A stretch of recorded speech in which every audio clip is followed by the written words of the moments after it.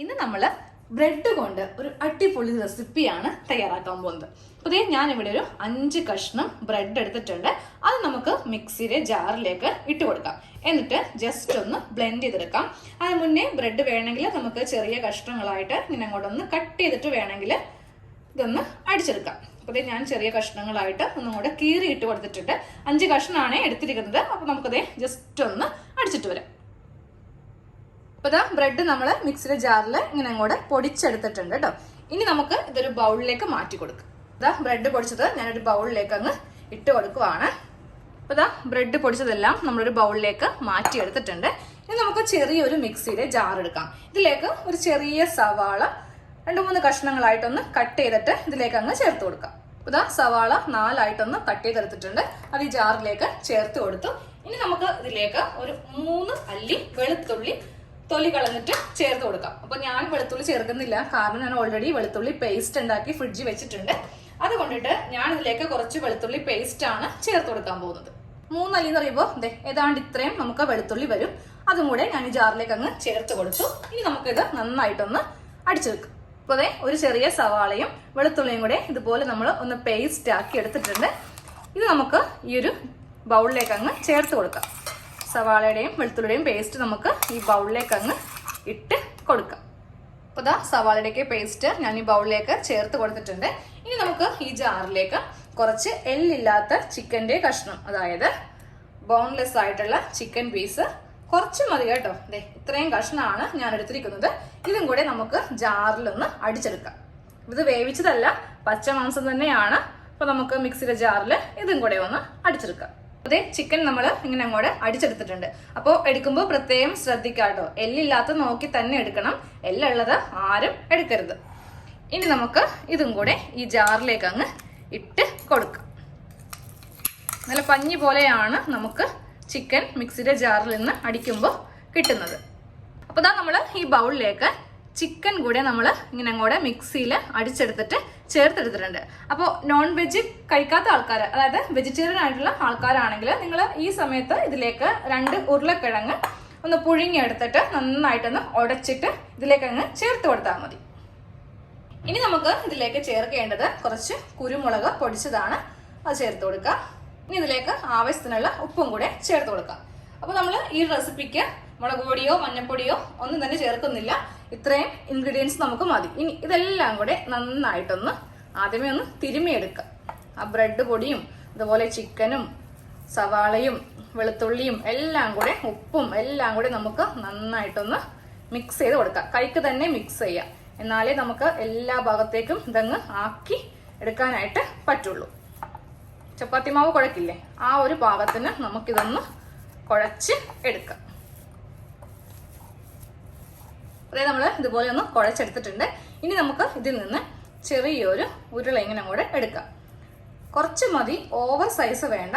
ഇത്രയുള്ള ഒരു ഉരുളയാക്കി എടുക്കാം. എന്നിട്ട് നമ്മുടെ കയ്യിലേക്ക് വെച്ചിട്ട് നമുക്ക് ഏത് ഷേപ്പ് വേണമെങ്കിലും എടുക്കാം. റൗണ്ട് ഷേപ്പോ അല്ലെങ്കിൽ സ്ക്വയർ ഷേപ്പോ ഏത് ഷേപ്പിലേക്ക് വേണമെങ്കിലും നമുക്കൊന്ന് ആക്കിയെടുക്കാം. കനം കുറച്ചെടുക്കാം. ഇത്രയും കട്ടി വേണ്ട, കുറച്ച് കനം ഒന്ന് കുറച്ചെടുക്കാം. അപ്പം ഞാൻ ഈ ഒരു സ്ക്വയർ ഷേപ്പിലാണ് ചെയ്തെടുക്കാൻ പോകുന്നത്. ഈ ഒരു ഷേപ്പിലാണ് ഞാൻ ചെയ്യുന്നത് കേട്ടോ. അപ്പോൾ എല്ലാം ഇതുപോലെ ഒന്ന് ചെയ്യാം. ഇതങ്ങോട്ട് മാറ്റുവാണേ, കാര്യം നമ്മളിത് ഫ്രൈ ചെയ്യാൻ നേരത്ത് ഇതങ്ങ് കരിഞ്ഞു പോകും. അതുകൊണ്ടിട്ട് ആ ഒരു കഷ്ണം സവാള അങ്ങോട്ട് മാറ്റി എന്നിട്ട് ഈ ഒരു ഷേപ്പിൽ നമുക്ക് എല്ലാം ഒന്ന് ചെയ്ത് എടുക്കാം. ഇത് നമ്മൾ എല്ലാം ഈ ഒരു ഷേപ്പിലേക്ക് ഇങ്ങനെ അങ്ങ് ആക്കി എടുത്തിട്ടുണ്ട്. നമുക്ക് ഒരു ഫ്രൈയിങ് പാൻ സ്റ്റൗവിൽ വെക്കാം.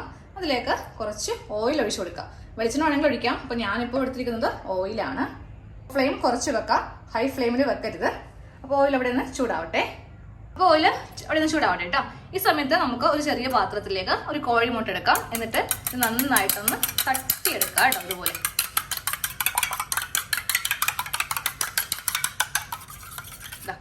മുട്ട നന്നായിട്ട് നമ്മളൊന്ന് കലക്കി എടുത്തിട്ടുണ്ട്. ഇനി നമുക്ക് വേണ്ടത് 2-3 കഷ്ണം ബ്രെഡും കൂടെ ഒന്ന് പൊടിച്ച് ഇതുപോലെ തരിതരിയായിട്ട് എടുക്കുക. പിന്നെ ഇത് കുറച്ച് മൈദപ്പൊടിയും കൂടെ ഞാനിങ്ങനെ അങ്ങ് എടുത്ത് വെച്ചിട്ടുണ്ട്. അപ്പോൾ നമുക്ക് ആദ്യമേ ഒരു കഷ്ണം ഇതങ്ങ് എടുക്കാം. എന്നിട്ട് ഇതിലൊന്ന് മുക്കിയെടുക്കാം. 2 വശവും നന്നായിട്ടൊന്ന് മുക്കിയെടുക്കാം. എന്നിട്ട് നമ്മൾ നേരെ ഇത് മൈദപ്പൊടിയിലേക്ക് ഇങ്ങനെ അങ്ങ് മുക്കിയെടുക്കുക. ഫുള്ളായിട്ട് ഇതിലങ്ങ് പൊടി ഇങ്ങനെ അങ്ങോട്ട് ആക്കിയെടുക്കുക കേട്ടോ. ഇങ്ങനെ അങ്ങോട്ട് നമ്മൾ പൊടി ആക്കി എടുത്തിട്ടുണ്ട്. എന്നിട്ട് ജസ്റ്റ് ഈ പൊടി ഒന്ന് കൊട്ടിയെടുക്കുക. എന്നിട്ട് വീണ്ടും എഗ്ഗിലൊന്ന് മുക്കിയെടുക്കുക. മുക്കിയെടുത്തിട്ട് നമ്മൾ നേരെ ബ്രെഡ് പൊടിച്ചെടുത്തിട്ടില്ലേ അതിലേക്ക് അങ്ങ് ഇട്ട് കൊടുക്കുക. എന്നിട്ട് ഇതിൻ്റെ മീതെയൊക്കെ ബ്രെഡ് പൊടി ഇങ്ങനെ അങ്ങ് ആക്കി കൊടുക്കുക. തിരിച്ചും മറിച്ചും ഒന്ന് ഇങ്ങനെ അങ്ങോട്ട് ആക്കിയെടുക്കുക. അതാ ഇതുപോലെ എല്ലാ കഷ്ണവും ഒന്ന് ആക്കിയെടുക്കണം. ഇപ്പം നമ്മൾ എല്ലാം ഇങ്ങനെ ബ്രെഡ് പൊടിയിലും ഇതുപോലെ മുട്ട ഒന്ന് തട്ടിയെടുത്തതിലൊക്കെ ഇങ്ങനെ അങ്ങ് മുക്കിയെടുത്തിട്ടുണ്ട്. ഇനി നമുക്കിതൊന്ന് ഫ്രൈ ചെയ്ത് എടുക്കാം. അപ്പോൾ ഇതാ എണ്ണ ചൂടായിട്ടുണ്ട്. നമ്മളപ്പോൾ ഫ്ലെയിം കുറച്ചാണ് വെച്ചിരുന്നത്. അപ്പോൾ കറക്റ്റായിട്ട് ഇതൊക്കെ നമുക്കൊന്ന് മുക്കിയൊക്കെ എടുക്കുമ്പോൾ എണ്ണ ഒന്ന് ചൂടായി കിട്ടും. ഇനി നമുക്ക് ഈ ചൂടായ എണ്ണയിലേക്ക് ഓരോന്നായിട്ട് ഇതങ്ങ് ഇട്ട് കൊടുക്കാം. ഫ്ലെയിം കുറച്ച് വെക്കണം. കുറഞ്ഞ ഫ്ലെയിമിൽ വേണം നമുക്കിതൊന്ന് ഫ്രൈ ചെയ്ത് എടുക്കാനായിട്ട്. ഇതിൻ്റെ ആ ഉള്ളൊക്കെ ഒന്ന് വേഗണ്ടേ. ഇതാ ഒരു വശം ഫ്രൈ ആയിട്ടുണ്ട്. അപ്പോൾ നമുക്ക് ഇതൊന്ന് തിരിച്ച് ഇട്ട് കൊടുക്കാം. ഫ്ലെയിം കൂട്ടി വെക്കുവാണെങ്കിൽ ഇതങ്ങ് കരിഞ്ഞു പോകട്ടോ. ഈ ഒരു ബ്രൗൺ ഷെയ്ഡൊക്കെ മാറി നല്ല കരിഞ്ഞ കളറായി കിട്ടുവേ. അപ്പോൾ ജസ്റ്റ് ഒന്ന് സൂക്ഷിച്ച് വേണം. നമ്മൾ ഈ ബ്രെഡ് ക്രംസ് മുക്കിയത് കൊണ്ടാണ്, ഇല്ലേ കുഴപ്പമില്ലായിരുന്നു. അപ്പോൾ ഇനി ഈ ഭാഗം കൂടി ഒന്ന് ഫ്രൈ ആവട്ടെ. അതെ, രണ്ട് വശവും നന്നായിട്ട് ഫ്രൈ ആയി കിട്ടിയിട്ടുണ്ട്.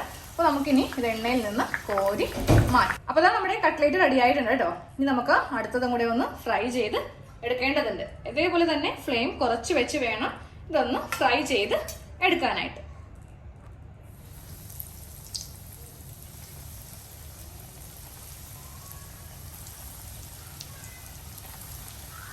അപ്പൊ നമ്മുടെ കട്ട്ലേറ്റ് റെഡി ആയിട്ടുണ്ട്. വളരെ പെട്ടെന്ന് ഉണ്ടാക്കിയെടുക്കാം അല്ലേ. ഒത്തിരി ഇൻഗ്രീഡിയൻസ് ഒന്നും ആവശ്യമില്ല. നമ്മുടെ വീട്ടിലുള്ള ഐറ്റംസ് തന്നെ ധാരാളം.